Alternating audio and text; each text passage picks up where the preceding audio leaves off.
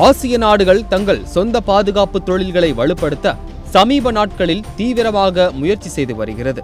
அதேவேளையில் தங்கள் வெளிநாட்டு தொழில்துறை நட்பு வட்டத்தை விரிவுபடுத்துவதன் மூலம் பாதுகாப்பு அச்சுறுத்தலுக்கும் தயார் நிலையில் இருக்கும் நடவடிக்கைகளை எடுத்து வருவதாக சமீபத்திய ஆய்வறிக்கை ஒன்று கூறுகிறது.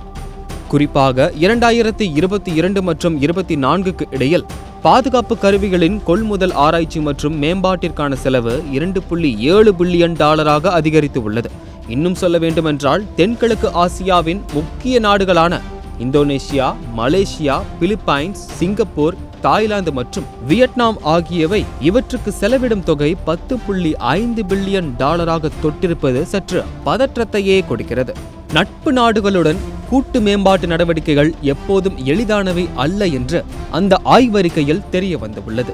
மட்டுமின்றி பிரம்மோஸ் சூப்பர்சோனிக் கப்பல் எதிர்ப்பு ஏவுகணையை தயாரிப்பதில் ரஷ்யாவுடனான இந்தியாவின் 20 ஆண்டுகால ஒத்துழைப்பில் இருந்து பாடங்களை கற்றுக்கொள்ள வேண்டும் என்றும் அந்த அறிக்கையில் குறிப்பிடப்பட்டுள்ளது.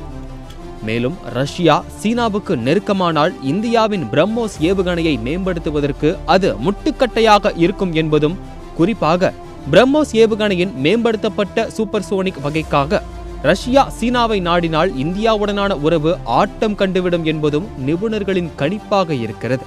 இந்த நிலையில் ஐக்கிய அரபு அமீரகம் சீனாவின் நொரின்கோ ஆயுத நிறுவனம் மற்றும் இந்தியாவின் இந்துஸ்தான் ஏரோநாட்டிக்கல் ஆகிய நிறுவனங்களுடன் ஒத்துழைப்பை ஏற்படுத்திக் கொண்டிருப்பது மிகுந்த முக்கியத்துவம் பெறுகிறது.